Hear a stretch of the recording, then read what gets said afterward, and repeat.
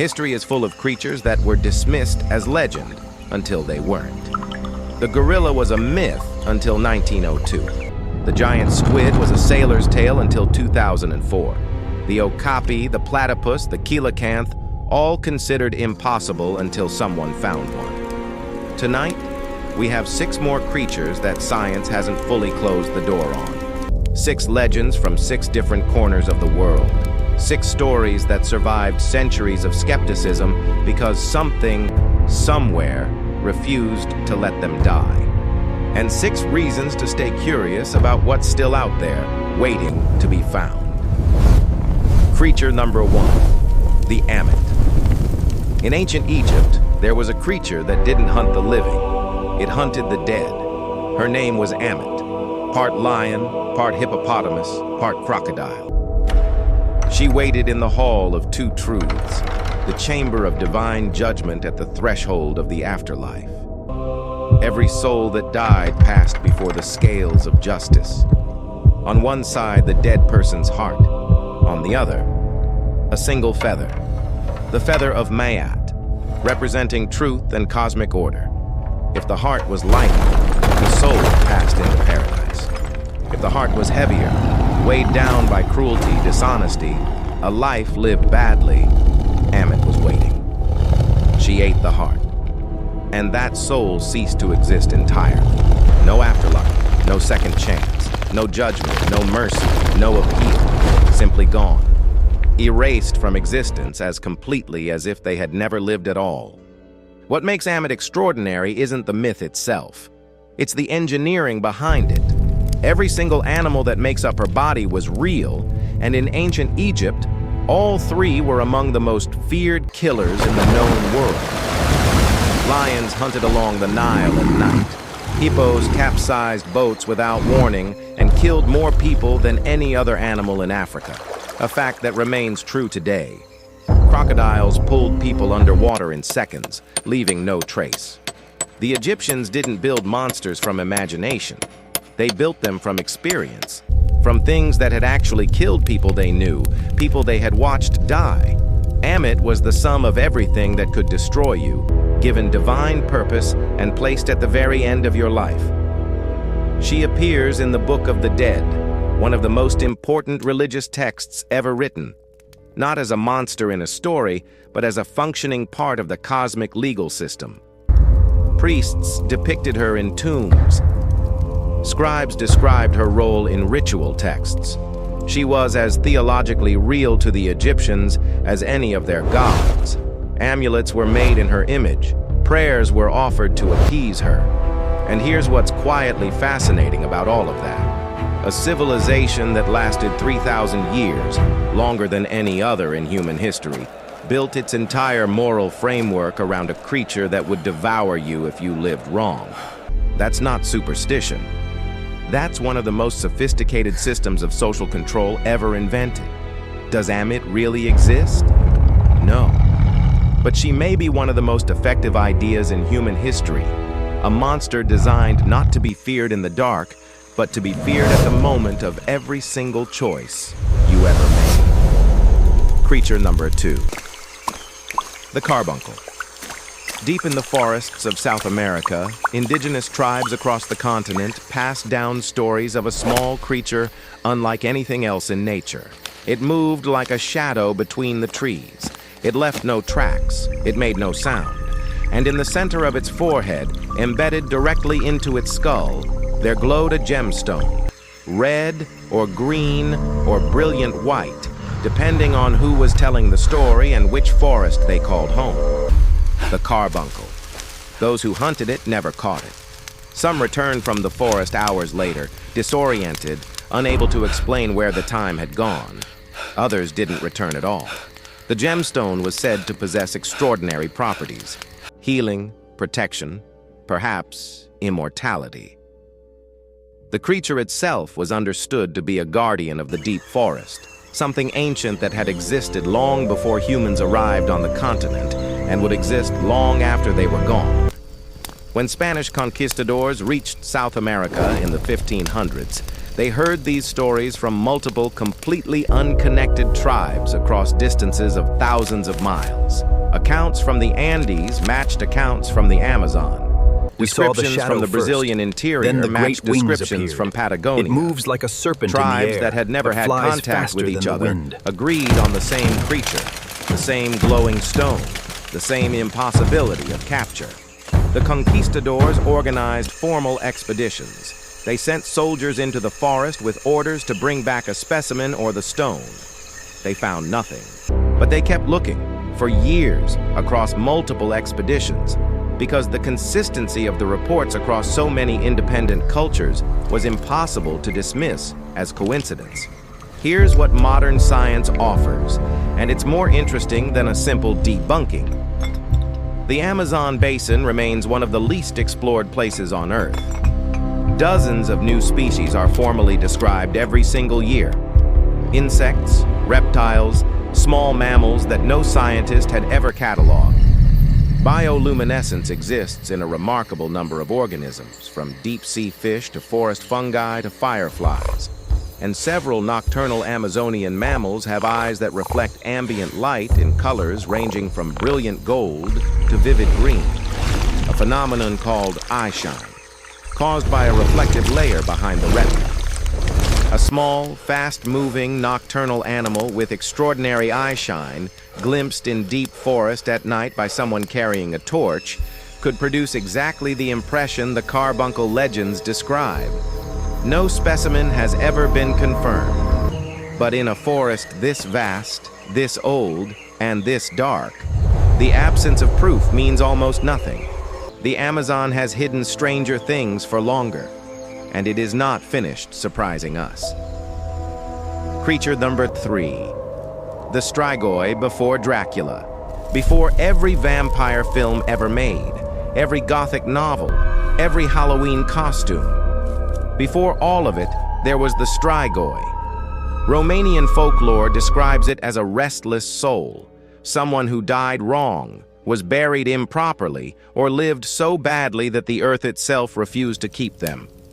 It returns from the grave, and it doesn't only take blood. It drains the life from the living gradually and invisibly.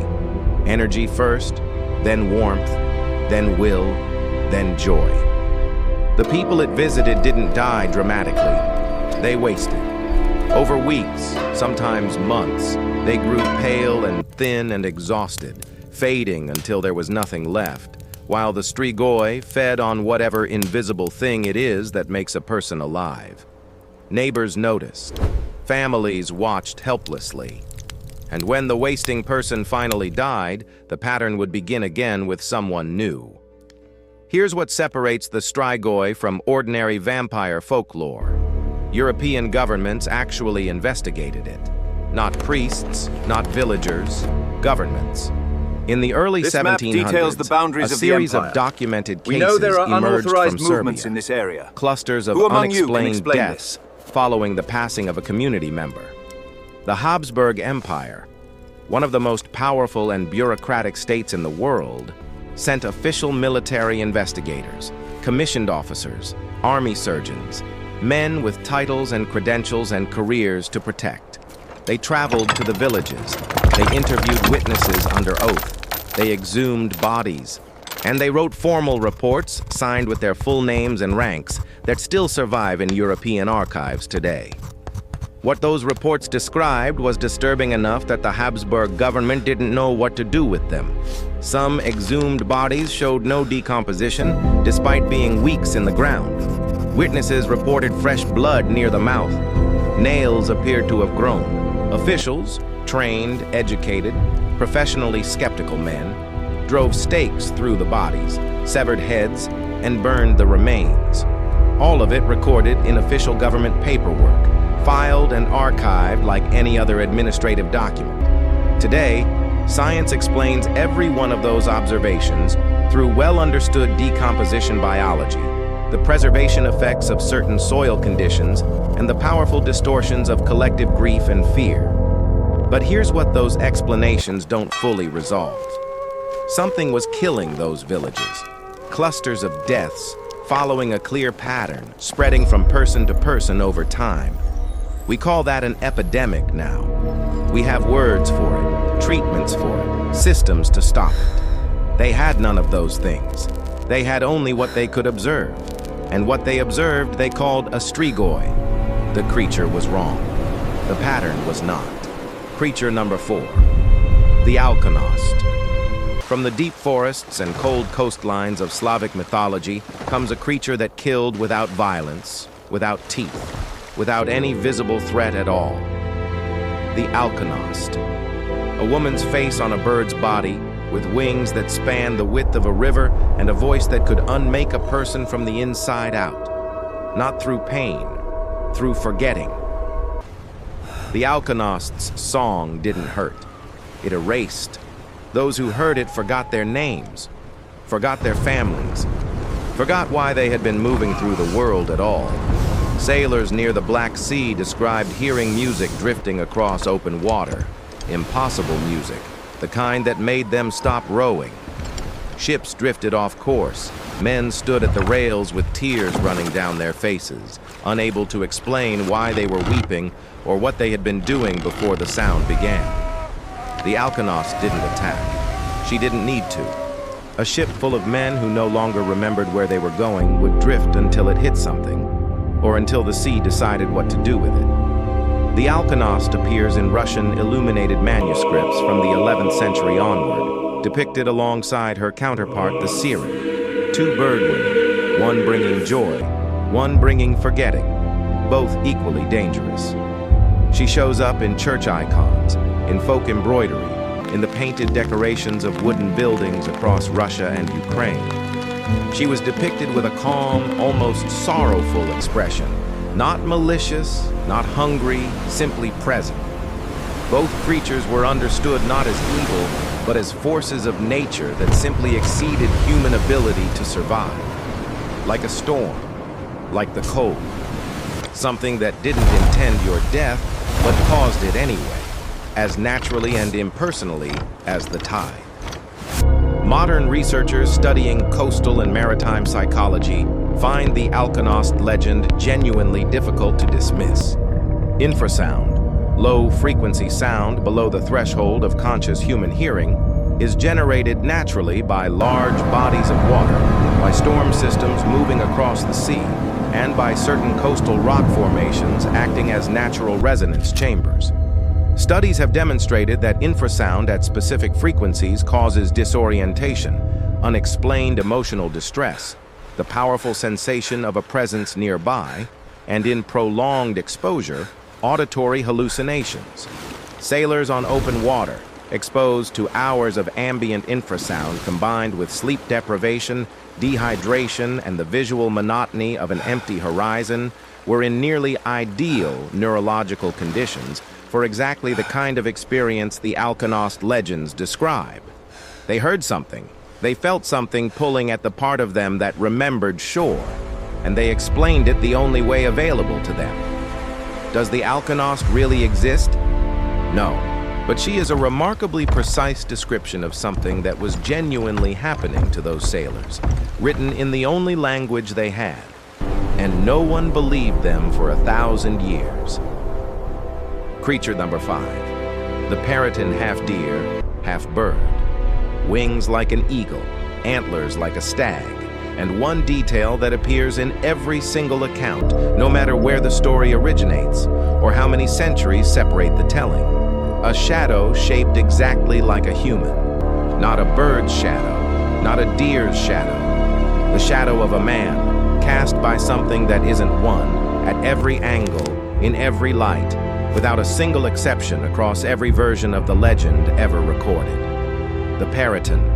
It appears in texts claiming to trace back to a lost library in the legendary city of Atlantis, conveniently impossible to verify, obviously.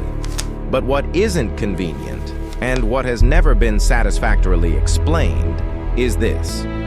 The human shadow detail appears independently across multiple cultures, written in multiple languages, across different centuries and different continents, with no documented evidence of the stories ever being in contact with each other.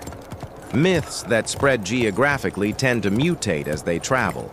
Details change, names shift. He swore the shadow The creature came adapts first, to its new distinct home. from the beast that cast it. Myths that A stag's arise head, independently yes, but tend to with the wings of an converge on eagle. what was actually seen. And across every version of the paratone, everyone agreed on the shadow. Medieval bestiaries depicted the paratone alongside the griffin, the basilisk, and the manticore, treated with the same scholarly seriousness, given the same level of descriptive precision. These weren't fantasy collections.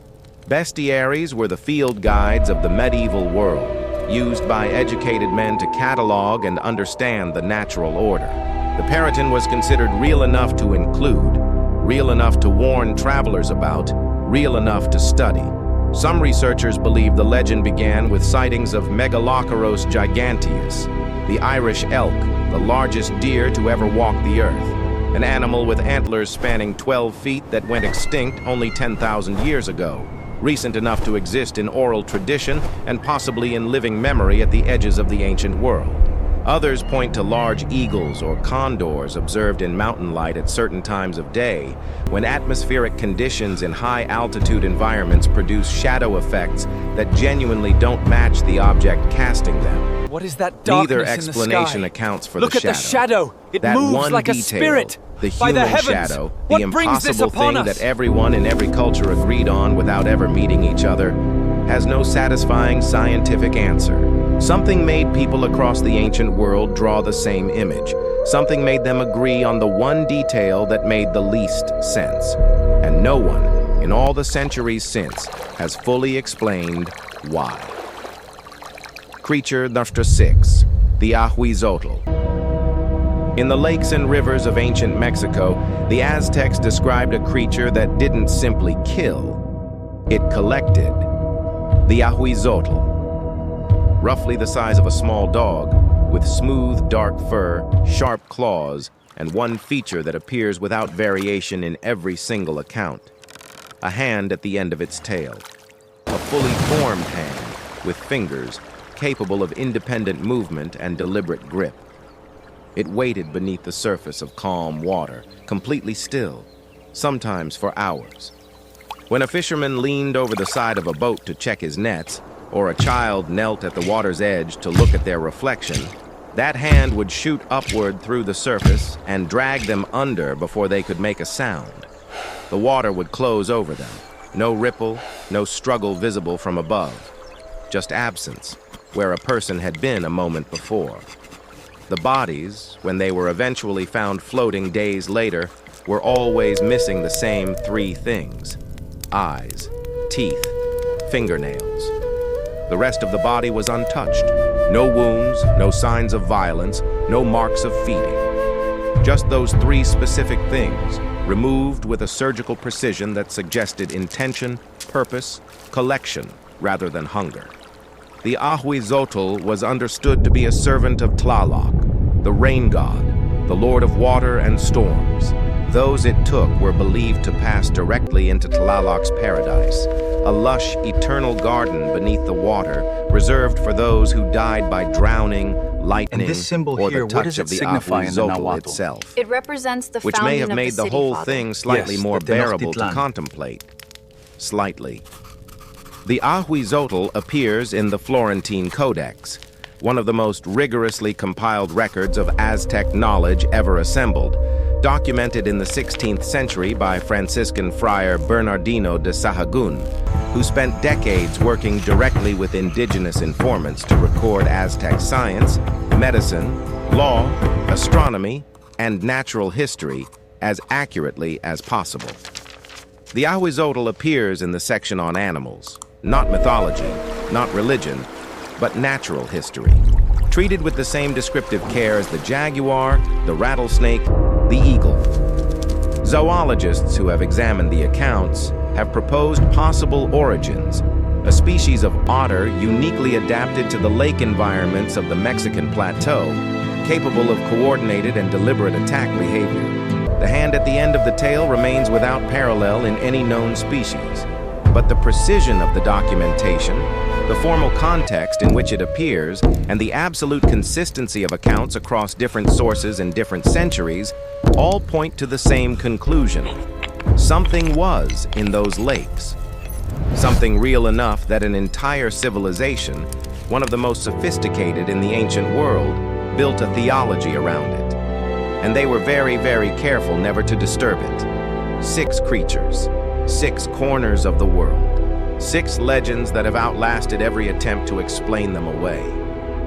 The pattern is always the same. Someone sees something, tells someone else, and for centuries the story survives while science looks the other way. Until one day, it doesn't. The gorilla, the giant squid, the coelacanth. All of them were laughed at. All of them were real. We haven't found everything, not even close.